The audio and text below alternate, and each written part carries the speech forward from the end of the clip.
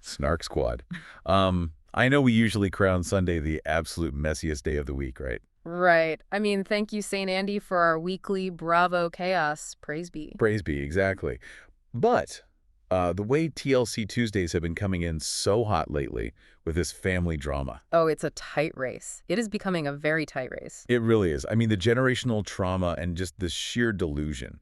It is fully activating a Tuesday night spiral for me right now. Which is completely understandable. I mean, we really have to get into it. We need to talk about Felon. Yes. And, like, obviously we know her legal name is Phelan, okay? We know. But, babes, the behavior. The behavior, like the unhinged, proudly criminal behavior, she has absolutely earned the rebrand. She really has. Because word on the street is she was recently arrested. Caught a whole charge. Exactly. Let's break down the actual legal mechanics of this, because it reads like a rejected script for a dark comedy. It literally does. So she was arrested in Arkansas for disorderly conduct and disrupting governmental operations. Which, like, how does a grown woman even achieve that? Well, allegedly, she shows up to Hunter's dad's home. The middle school boyfriend's house. That's right. She goes to Chris's house, initiates this massive physical altercation, and then allegedly puts her hands on a responding police officer. I cannot. I just cannot. She caught a misdemeanor for fighting cops on a teenager's front lawn. Because she has zero impulse control, right? She cannot physically stay away from this child's family. But, okay, wait. The arrest is bad, but it's the Facebook repost that absolutely sends me into a spiral. Oh, the repost is a clinical psychological study in itself. Like, babes, are you okay? Are you a normal, functioning member of society? No. The answer is no. Emphatically no. Who gets arrested, takes a miserable mugshot in a camouflage shirt, Right. and then logs on to their official Facebook page to share their own TMZ arrest article? As if it's a PR flex. Yes. She posted it for all her aunts and uncles to see, like, look at me, I made the tabloids. It's wild because most people, they'd hire a lawyer, issue a quiet statement, or just Hide under a rock. exactly retreat into absolute silence out of pure mortification. But she views it as a badge of honor. It's sickening. To Phelan, attention is just currency. It doesn't matter if it's a felony or a red carpet, it's a spotlight. And she didn't even have the decency to smile in her mugshot. She looked miserable. Someone in the comments literally wrote, can't spell a felon without Felino. And Stop! that's incredible. I had to put my phone down. I literally walked away. But okay, while I was spiraling over this, I realized something. What's that? It's not just her. The rap sheets on this cast are starting to resemble a CVS receipt. Oh, absolutely. I mean, we have to talk about Mia's mom, Nicole. Yes, Nicole, to the surprise of absolutely no one. Right, because her history is extensive. She's got multiple charges: drug possession, domestic violence, DUIs. It's so dark. It is. It paints a very stark picture of the environment Mia was subjected to way before the cameras ever showed up. And, okay, not to be outdone by Nicole and Phelan, we have the Palmer compound. Oh, the literal crime syndicate of mess. Bryce's granddaddy, Pawpaw Kevin. The man in the overalls judging everyone. The moral compass of the family, supposedly. Right. Arrested for terroristic threats to his own family. Plus, like, past drug and weapons charges. And let's not forget Bryce's biological mom, Connie. Oh my God, Connie in her vampire era. Literally arrested in 2018 for biting Pawpaw Kevin on the arm. She bit her own family member. Caught an assault charge for chomping on his arm. You literally cannot make this up. It's intentional, reckless biting. So my question to you, and to the Snark Squad listening, is having a rap sheet a prerequisite for getting cast on this show? It honestly seems like it. Like, did casting just flip through the county lockup records? Yeah. I am in disbelief at the sheer volume of arrests. Well, analytically speaking, the casting department clearly isn't using background checks to filter out dysfunction. No, they're using them as a scouting tool. Exactly. They see an armed robbery or a biting assault, and they know they've found a self-sustaining engine of conflict. Maximum dysfunction guaranteed. It's guaranteed explosions. Which is why we have to announce a major vibe shift for tonight. Oh, yes. The Red Bull. Snark Squad, the usual wine has been swapped. We are double-fisting Red Bulls tonight. Which was either a genius tactical move or a terrible mistake. Honestly, probably a mistake, because we are currently fast-talking, overthinking, and fully activated. Heavily caffeinated and ready to judge. Let's get into the mess. Let's do it. Okay, so we are jumping into episode 10, Taking Your Baby Home. A completely ironic title considering nobody seems capable of actually raising a baby. Literally. And babes, just a reminder, these are our unfiltered opinions tonight. Nobody is holding back. Zero filters. Okay, we have to start with Isabella, Bryce, and this absolute delusion of a kidnapping. The secret induction. Yes.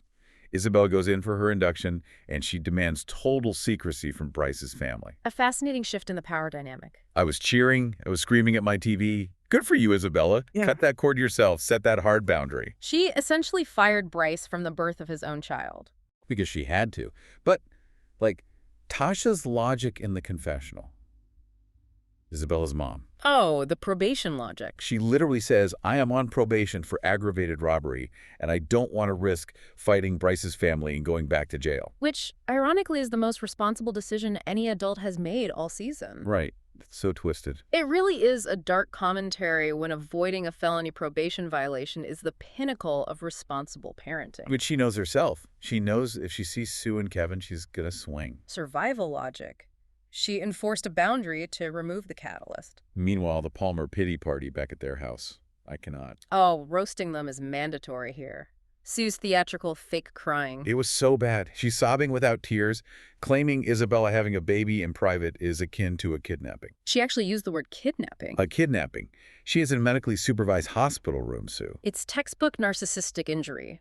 Sue doesn't care about Isabella's medical trauma. No, she cares about access to the baby. Exactly. She views the infant as her property, so any boundary is perceived as a violent attack. And Kevin, stomping around, delivering this righteous sermon. While carrying a literal rock glass full of dark brown liquor. A full glass of bourbon. In the middle of the day. Checking on his weeping wife with a drink in his hand. The visual juxtaposition of them screaming and crying while claiming moral superiority is just staggering. But the craziest part of that whole scene wasn't Sue or Kevin, it was Bryce. Always Bryce. He is literally standing there, chewing gum like a cow, with his hands completely shoved down his pants. Completely unbothered. Unbothered. He looks like he's waiting in line at the DMV, not finding out his child is being born without him. Well, that emotional flatline is a dissociative survival mechanism, right? I guess, but I hate him. No, I agree, but think about it. When you're raised by people who bite each other and make terroristic threats, you never develop an internal locus of control. Right, because Sue just absorbs all the consequences for him. Exactly. Bryce literally does not know how to care. He is standing there doing nothing because the system needs him to be useless so Sue and Kevin can maintain authority. It's so dark, but you're totally right. He is just a vacant shell of a teenage boy. A completely apathetic shell. Okay, let's pivot to someone who actually has a soul. Mia, Jesse, and the Louisiana MVP. Keith. Mia's dad. Can we just shower this man with love for a second? He is arguably the only sane adult in the room. Seeing him smile and say riding home with Papa in the car, it warmed my cold, caffeinated heart. It was a very rare moment of genuine warmth on this show. But then we get to the 2-week rule. Ah, yes, the reluctant compromise. Keith tells Jesse he can stay for exactly 2 weeks to prove he can help. And let's analyze Jesse's total lack of effort during this probation period. It's pathetic. He is working exactly 8 hours a week. 8 hours. And he still refuses to help with the night feeds. Right. He has 90% of his week completely free, and he's sleeping while Mia, who just had major abdominal surgery, struggles with a newborn. It is enraging. I was yelling at the screen. Keith needs to kick him out yesterday. Well, Keith is observing this from the perspective of a single parent. He knows what a deadbeat looks like. Oh, he definitely knows. Because he was married to Nicole. Which brings us to the disappearing act. My blood pressure spikes just hearing her name. I get so emotional about how toxic she is. She was completely missing during Mia's C-section. Nowhere to be found. Yeah. Mia is getting sliced open. And her mother is, allegedly in the parking lot. Clearly high. Clearly. Keith went to the parking lot. Her car wasn't there. The slurring, the erratic swings, the physical absence, it's universally understood by the audience at this point. And then she has the absolute nerve to waltz back in and gaslight Mia. Classic Darby. Deny, attack, reverse victim and offender. Yes. She immediately plays the victim, crying, saying, you just don't want me around. Making her daughter's traumatic birth experience entirely about her own bruised ego.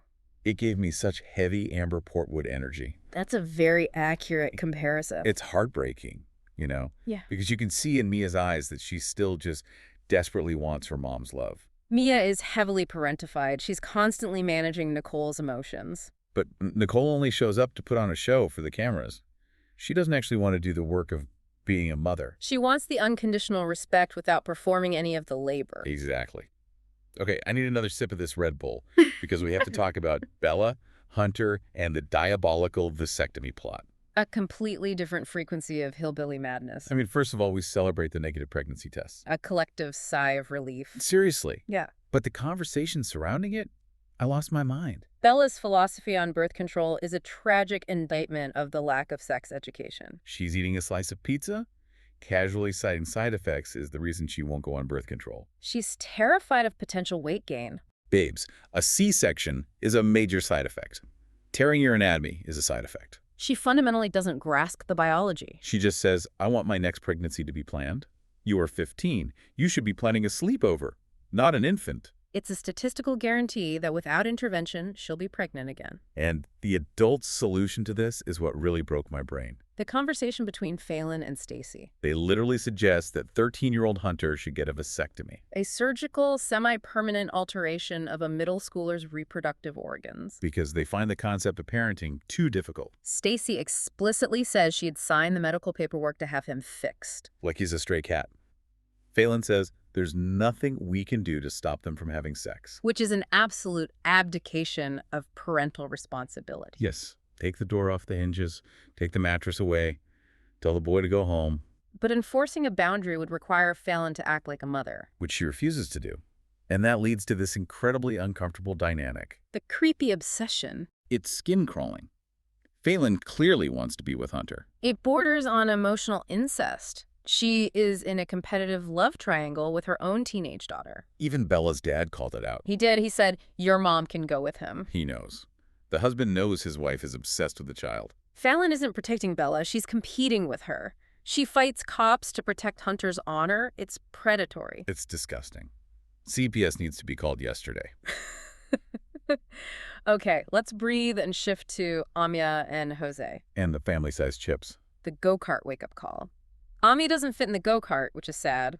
But her reaction is to start a strict no-carb diet for the entire house. She throws all the groceries in the trash. It's so extreme. It's a trauma response. She has no control over her life, so she heavily restricts food intake. But then, Jose, I shouldn't laugh, but the image of Jose gaining 40 pounds of sympathy weight. Sympathy weight is a fascinating term for aggressively housing Doritos. Amya catches him in the middle of the night, secretly housing family-sized bags of chips in the dark. He's hiding the wrappers like a raccoon. Hiding the wrappers. While his teenage girlfriend is spiraling. On a serious note, though, it highlights their total parenting failure. Neither of them is stepping up. They are fighting over snacks while a baby is crying. Which forces Mama G to intervene. Mama G is the hero we didn't know we needed. She sits them down and says she's exhausted doing everything for them. She actually tries to implement rules and hold them accountable. I praise her for that. Someone has to tell these kids to grow up. Though, one could argue she enabled them to reach this point by taking over entirely. Maybe, but she kept that baby alive. Yeah. So I am Team Mama G all the way. Fair enough. Okay, we need to zoom out a little bit. Because we are moving into a messy segment number 1. The family tree of chaos. Time to diagram the dysfunction like a conspiracy board with red string. Yes. Treat it like an FBI behavioral unit. We have to trace this lineage of chaos, starting with the Palmer dynasty of disaster. Well, let's categorize them. You have the enablers and the escalators. Okay, so Sue and Paw Kevin are the ultimate enablers. Correct. You trace it back to their 2006 drug arrests, fentanyl, meth, cocaine penalty groups. The hard stuff. Then you have the bio dad doing prison time for domestic violence. And Connie getting too drunk, failing to raise Bryce, and biting Kevin in her vampire era. Sue and Kevin absorb all this chaos and constantly puff up Bryce as if he's blessed by God. While he does absolutely nothing, he just stands there chewing gum. They enable his apathy, but then on the other side you have the escalators. Phelan. Phelan is the ultimate escalator. Actively inserting herself into teenage drama. Catching charges for it. Instead of making things better, she throws a grenade into the room. And then, caught in the crossfire are the attempted normals. Like Keith. Mia's dad. Desperately trying to keep his household functional. But sometimes failing because he is drowning in everyone else's mess. It's a tragic family tree. It really is. Which leads perfectly into messy segment number 2, the accountability check. Ooh. The deflection Olympic gold medalists. Let's call out the cast members who fundamentally refuse to take the blame for anything. Nicole is first on the podium. Blaming her strained relationship on Mia instead of her own addiction and absences. Yes, she acts like Mia is just mean to her for no reason. It makes me so mad. And then Bryce and his family. Blaming Isabella for stealing the baby. Completely ignoring Bryce's alleged physical abuse and total lack of support. They erase their own culpability entirely. And obviously failing. Posting a TMZ article of her own arrest as if she's a celebrity victim. Rather than a grown woman fighting cops at a teenager's house. It's staggering. It takes such an emotional toll on me watching this. Like, it is so frustrating to watch literal teenagers like Mia and Isabella act more mature than their 40 and 50-something parents and grandparents. They've been forced to mature. The parentification is systemic. It's exhausting. Which brings us to messy segment number 3. If this was our family. A hypothetical survival strategy. Snark Squad, I want you to ask yourself, how would you handle being born into this mess? Is it flight or fight? Oh, babes, it's flight. If I was born into the Palmer compound, I would pack a bag in the middle of the night. A tactical retreat. I would change my name, and I would sprint away from that house so fast, I would never look back. Geographic isolation is really the only defense against that level of enabling. Absolutely. But what about handling Phelan? If she was your mom? Oh, if my mother acted like Phelan around my high school boyfriend, I would have to take out a restraining order on her. Literally. Go to the courthouse. Keep her 500 feet away from my boyfriend at all times. Legally sever the tie. And what about the Nicole solution? Well, cutting her off completely is the only way to survive. It is. Even though it breaks your heart, you have to do it. You can't heal in the same house that's making you sick. No, you can't negotiate with active addiction and narcissism. It's just true. Well. Okay, let's lighten it up with some shade. Messy segment number 4. Snark Squad predictions. Shady game. Okay, we know all the messy parents have rap sheets. But what if the normal parents got arrested? A fascinating hypothetical scenario. What crime do we think Keith would get locked up for? Let's debate. Make it shady, but sympathetic. Well, I think Keith finally snaps from the noise and exhaustion. Right. He gets a noise violation for screaming at Jesse at the top of his lungs to get a job. Yes. Or, wait, I have one. He changes the locks on his house to keep everyone out while Jesse is taking out the trash and gets cited for an illegal eviction. A completely understandable crime of passion. I'd pay his bail. I'd start the GoFundMe today. Okay, what about Mama G? What is her hypothetical crime? It has to involve Jose. Oh, definitely. I think she catches Jose eating his midnight stash of family-sized chips again. Oh. And she steals all of his Doritos, takes them to the front yard, and burns them in a massive bonfire. Getting booked for unauthorized arson? Yes. Destruction of property, but the property is just junk food. She'd plead not guilty by reason of extreme grandmotherly exhaustion. And no jury would convict her. Not a single one. Oh my God, the Red Bulls have fully peaked. I am shaking. It is the Tuesday night come down. The caffeinated spiral has reached its end. It really has. Snark Squad, thank you so much for sitting through this chaotic vent session with us. We needed to get this out. We truly did. And please remind the listener, if you enjoyed our spiraling today. Yes, share the podcast with a reality-obsessed friend. Drop a rating and a review. It helps us so much. It really does. And I just want to leave you with one final thought. No matter what is going on in your life right now. A comforting, sarcastic meditation. Exactly. This show proves one thing. Your family might be messy, but babes, it could always be worse. So true. At least your mom isn't catching a charge for biting your granddaddy's arm. A silver lining for us all. Truly. So stay shady. Stay iconic. And we'll see you on the Snark side.